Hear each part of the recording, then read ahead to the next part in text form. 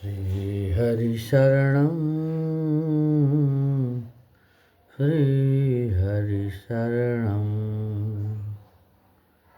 श्रीहरि शरणं श्रीहरि शरणं ब्रह्मानन्दं सकलसुखदं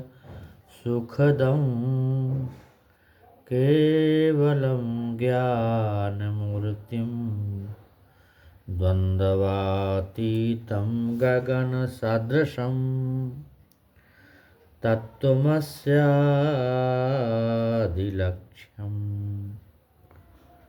ओ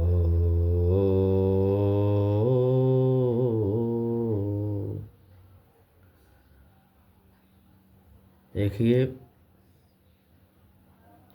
परमात्मा के सिवा अपना कोई सहारा नहीं करता। इस संसार में रहना किसी को नहीं। यहाँ तो धर्मशाले का निवास है। आ गए हो, दुर्लभ मानव शरीर मिल गया है, भवसागर से पार हो सकते हो। इसी शरीर से ज्ञान भक्ति पैदा कर सकते हो। अब न किया, अब न बनाया तो कब बनाओगे। परमात्मा व्यापक है, सर्वत्र है, किंतु हम एक देशी हैं, इसलिए हम व्यापक परमात्मा को भक्ति द्वारा एक देश में प्रकट करें, तभी हमारा काम बनेगा। साकार निराकार है क्या? जैसे काष्ठ में अग्नि सर्वत्र परिपूर्ण है, परंतु आप उससे जलते नहीं। चूल्हे में जैसे लकड़ी लगाकर चाहो कि रोटी बन जाए तो क्या रसोई बन जाएगी? उसी काष्ठ को घर्षण करके अग्नि प्रकट कर लो तो सब काम सिद्ध हो जाएगा।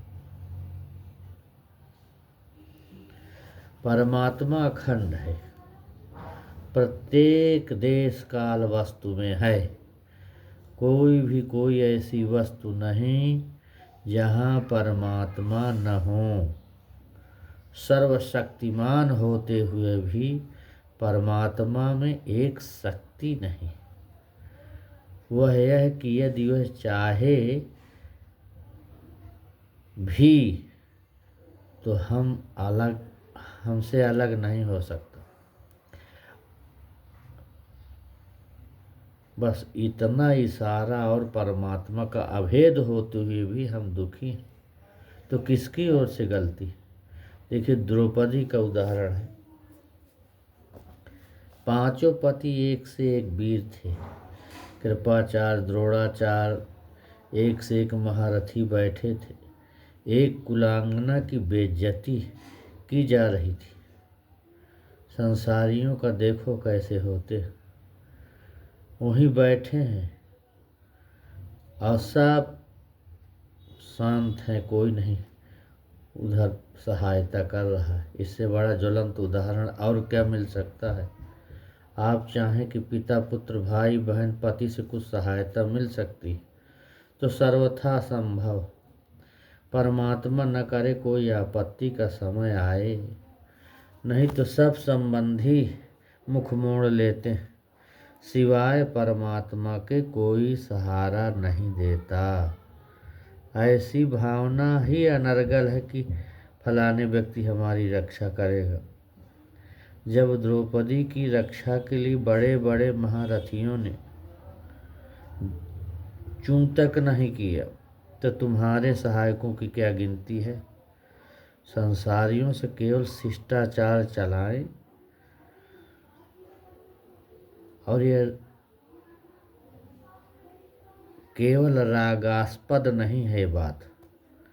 द्रौपदी को जब संसारियों से निराशा हो गई तो भगवान आए, प्रहलाद के लिए जड़ से प्रकट हुए, खंभा से। यह भगवान की व्यापकता है, परंतु व्यापक परमात्मा से हमारा लाभ नहीं।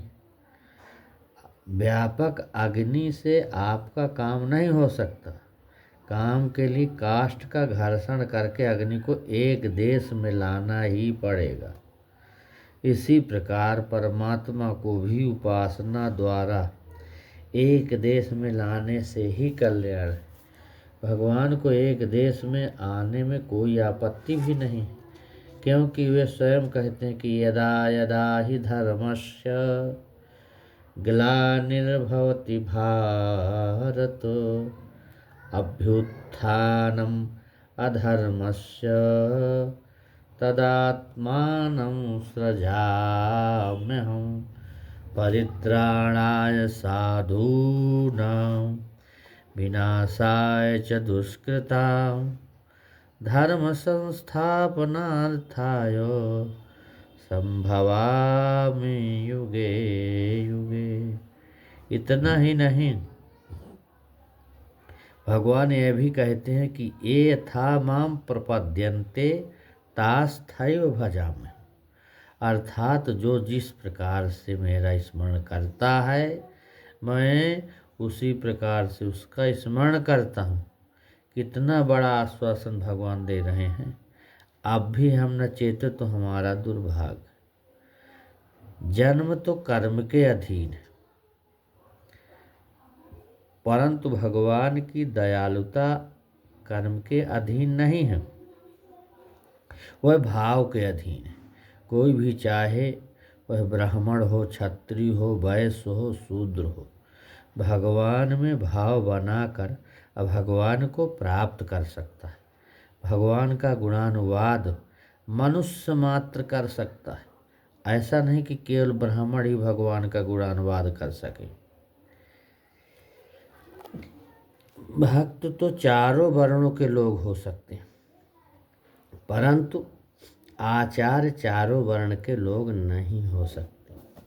इसके लिए तो आदि शंकराचार्य जी का डंका है कि यावत वित्तोपार्जन सक्तः तावन्निज परिवारो रक्तः पश्चात धावति जर्जर देहे वार्ता कोपि न पृच्छति गेहे भज गोविंदम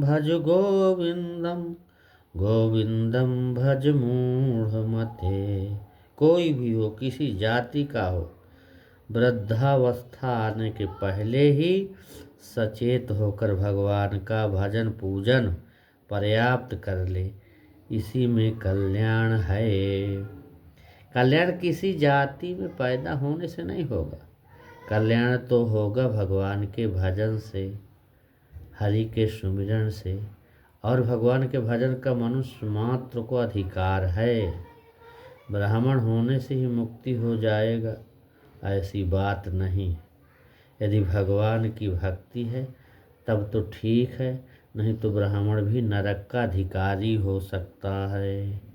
और भक्तिमान शूद्र भगवान को प्राप्त कर सकता है। जहाँ कल्याण होता है वहाँ न कोई ब्राह्मण है, न क्षत्रिय है, न वैश्य है, न शूद्र है।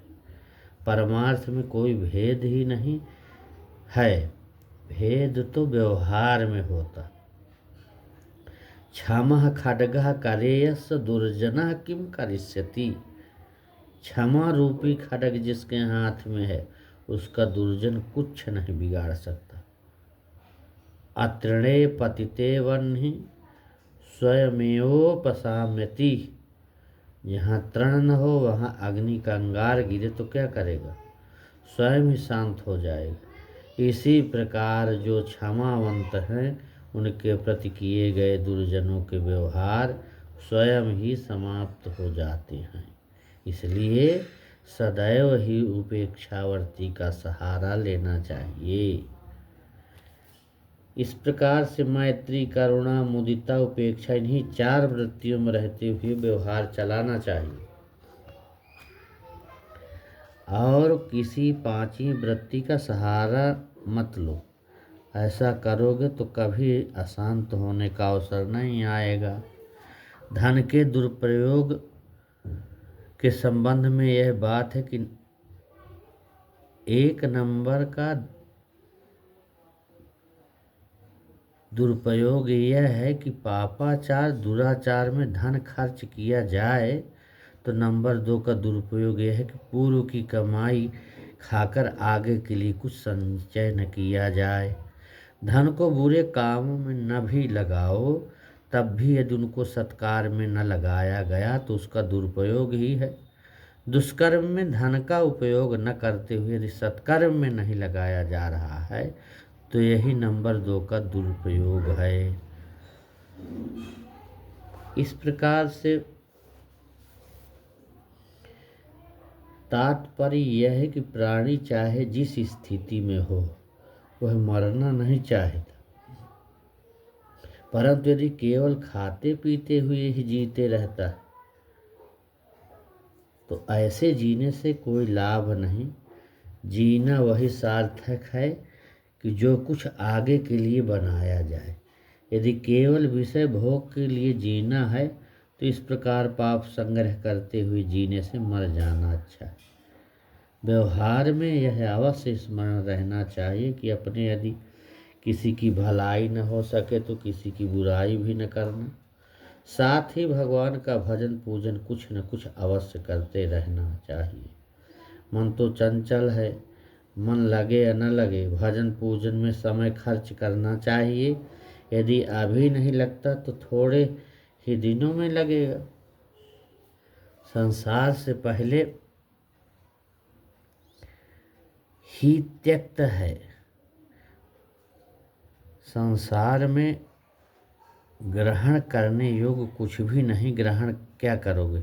ये कुछ देख रहे हो, मदारी के रुपयों के समान मिथ्या है, इसमें कोई तथ्य नहीं। ग्रहण करने योग्य तो वह वस्तु हो सकती जो सुखप्रद हो या शांतिप्रद हो। संसार की सभी वस्तुएं क्षण भंगुर है, वियोगांत है। इनके संयोग में जितना सुख नहीं मिलता उतना इनके वियोग में दुख होता है। इसलिए तत्व दृष्टि से देखोगे तो भी सर्वखलमिदं ब्रह्म की भावना से देखो, यह संसार सब ब्रह्म ही है। यहाँ स्वरूप के अतिरिक्त और कुछ ही नहीं है।